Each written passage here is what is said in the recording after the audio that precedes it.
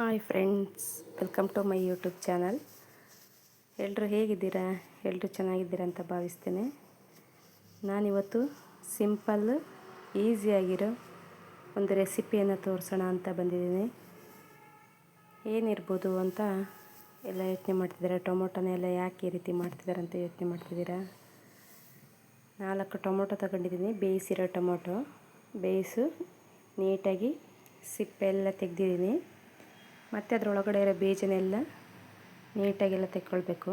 ನೋಡಿ, ತುಂಬ ಬಿಸಿ ಇದೆ, ಹಾಗಾಗಿ ನಾನು ನಿಧಾನ ಮಾಡ್ತಾಯಿದ್ದೀನಿ. ನೋಡಿ, ಅದರೊಳಗಿರೋ ಬೀಜನೆಲ್ಲ ತೆಕ್ಕೊಳ್ತಿದ್ದೀನಿ. ಫುಲ್ಲು ನೀಟಾಗಿ ಒಂದು ಬೀಜ ಇಲ್ದಿರಾಗಿ ತಗೊಳ್ಬೇಕು. ಏನು ರೆಸಿಪಿ ಅಂದರೆ ಟೊಮೊಟೊ ಚಟ್ನಿ. ಟೊಮೊಟೊ ಚಟ್ನಿ ಏನಕ್ಕಂದರೆ ಯಾವಾಗಲೂ ನಾವು ಹುರಿಗಡಲೆ ಚಟ್ನಿ, ಶೇಂಗಾ ಚಟ್ನಿ ಇದನ್ನೇ ತಿಂದು ಬೇಜಾರಾಗಿರುತ್ತೆ ದೋಸೆ ಇಡ್ಲಿಗೆ. ಇನ್ಸ್ಟೆಂಟಾಗಿ ಟೊಮೊಟೊ ಚಟ್ನಿನ ಯಾವ ರೀತಿ ಮಾಡೋದು ಅಂಥೇಳಿ ಇವತ್ತಿನ ವೀಡಿಯೋದಲ್ಲಿ ನಾನು ನಿಮಗೆ ತೋರಿಸ್ಕೊಡ್ತೀನಿ.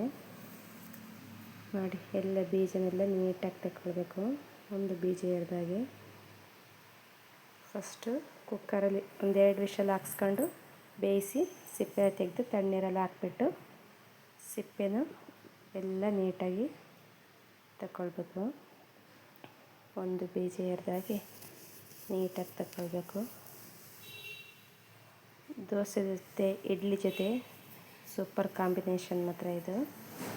ನೀವು ಒಂದ್ಸರಿ ಟ್ರೈ ಮಾಡಿ, ಹೇಗೆ ಬಂದಿದೆ ಅಂತ ಕಮೆಂಟಲ್ಲಿ ತಿಳಿಸಿ. ನೋಡಿ, ಎಲ್ಲ ನೀಟಾಗಿ ಬೀಜನೆಲ್ಲ ತೆಗಿತಾಯಿದ್ದೀನಿ. ನೋಡಿ, ಒಂದು ಬೀಜ ಇರಬಾರ್ದು, ಹಾಗೆಲ್ಲ ನೀಟಾಗಿ ತೆಗೆದೀಗ ಎತ್ತಿಟ್ಕೊಂಡಿದ್ದೀನಿ. ಏನೇನು ಬೇಕಂದರೆ ಬ್ಯಾಡಗಿ ಮೆಣಸಿನ್ಕಾಯಿ ಒಂದು 5-6 ಬ್ಯಾಡಗಿ ಮೆಣಸಿನ್ಕಾಯಿ, ಬೆಳ್ಳುಳ್ಳಿ ಒಂದು 10 ಎಸಳು, ಜೀರಿಗೆ, ಸ್ವಲ್ಪ ಹುಣಸೆಹಣ್ಣು, ಮತ್ತು ಮೆಂತ್ಯ, ಮತ್ತು ಒಗ್ಗರಣೆಗೆ ಕರಿಬೇವಿನ ಸೊಪ್ಪು, ಇಷ್ಟನ್ನು ಎತ್ತಿಟ್ಕೋಬೇಕು ಫಸ್ಟ್. ಆಮೇಲೆ ನೆಕ್ಸ್ಟು ಮಿಕ್ಸರ್ ಜಾರಿಗೆ ಸಿಪ್ಪೆ ಎಲ್ಲ ತೆಗೆದು ಬೀಜ ತೆಗೆದಿರೋ ಟೊಮೊಟೊನ ಹಾಕ್ಕೊಳ್ತಿದ್ದೀನಿ. ನೋಡಿ, ಬೀಜ ಎಲ್ಲ ತೆಗೆದಿರೋ ಟೊಮೊಟೊನ ಹಾಕ್ಕೊಳ್ತಿದ್ದೀನಿ. ಯಾವುದ್ರಲ್ಲೂ ಬೀಜ ಇಲ್ಲ ಅಷ್ಟು. ಬೀಜ ಇದ್ರೇನು ತೊಂದರೆ ಆಗೋದಿಲ್ಲ, ಇಷ್ಟ ಇದ್ದರೆ ಇಟ್ಕೊಬೋದು, ಇಲ್ಲಾಂದರೆ ಬೀಜ ಎಲ್ಲ ತೆಕ್ಕೊಂಡ್ರೆ ಆಯಿತು. ನಾನು ಇದರಲ್ಲಿ ಬೀಜ ಎಲ್ಲ ತೆಗೆದಿದ್ದೀನಿ. ಹಸಿಯಾಗೂ ಮಾಡ್ತಾರೆ ಕೆಲವರು ಇದನ್ನು, ನಾನಿದು ಬೇಯಿಸ್ಬಿಟ್ಟು ಮಾಡಿ ತೋರಿಸ್ತಿದ್ದೀನಿ ನಿಮಗೆ. ನೋಡಿ, 4 ಟೊಮೊಟೊ, ಅದಕ್ಕೆ ಒಂದು 5-6 ಬ್ಯಾಡಗಿ ಮೆಣಸಿನ್ಕಾಯಿ,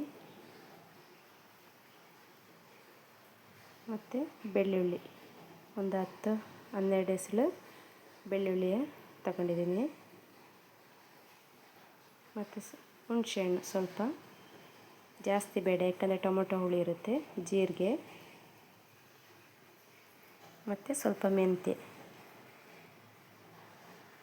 ರುಚಿಗೆ ಸ್ವಲ್ಪ ಉಪ್ಪು ಹಾಕಿ ಗ್ರೈಂಡ್ ಮಾಡಿಟ್ಕೊಂಡ್ರೆ ಆಯಿತು. ನೆಕ್ಸ್ಟು ಒಂದು ಬಾಣಲೆ ತಗೊಂಡು ಅದಕ್ಕೆ ಸ್ವಲ್ಪ ಎಣ್ಣೆ ಹಾಕ್ಕೊಳ್ಳಿ. ನೋಡಿ, ಒಂದು 3-4 ಸ್ಪೂನು ಎಣ್ಣೆ ಹಾಕ್ಕೊಳ್ಳಿ.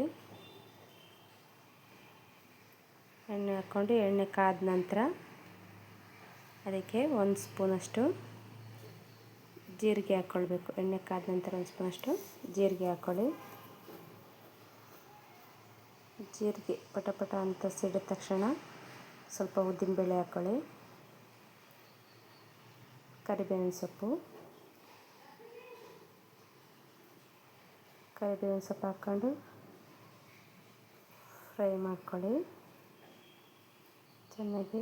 ಆಮೇಲೆ ರೆಡಿ ಮಾಡ್ಕೊಂಡಿರೋ ಈಗ ಟೊಮೊಟೊ ಹಣ್ಣಿಂದು ಪೇಸ್ಟ್ ಹಾಕ್ಕೊಳ್ಳೋಣ.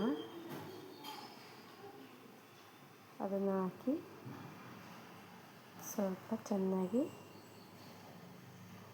ತಿರುಗಿಸ್ಬೇಕು. ಈ ರೀತಿ ಚೆನ್ನಾಗಿ ತಿರುಗಿಸ್ಬೇಕು. ಜಾಸ್ತಿ ಏನು ಫ್ರೈ ಮಾಡೋದು ಬೇಡ, ಯಾಕಂದರೆ ಟೊಮೊಟೊನ ನಾವು ಬೇಯಿಸಿದ್ದೀವಿ, ಹಸಿ ವಾಸನೆ ಏನೂ ಇರೋದಿಲ್ಲ. ಚೆನ್ನಾಗಿ ತಿರ್ಸ್ಕೊಳ್ಳಿ. ಈ ರೀತಿ ತಿರ್ಸಿ ಆದಮೇಲೆ ಅದಕ್ಕೆ ಸ್ವಲ್ಪ ಬೆಲ್ಲನ ಸೇರಿಸ್ಕೊಂಡ್ರೆ ಇನ್ನೂ ರುಚಿ ಜಾಸ್ತಿ ಆಗುತ್ತೆ. ನೋಡಿ, ಯಾವದಕ್ಕೆ ಬಂದಿದೆ ಅಂತ. ಅದೊಂದು 2-3 ದಿನ ಇಟ್ಟು ತಿಂದರೂ ಏನೂ ಆಗೋದಿಲ್ಲ. ನೋಡಿ, ಸ್ವಲ್ಪ ಬೆಲ್ಲ ಸೇರಿಸಿದ್ದೀನಿ. Thank you for watching.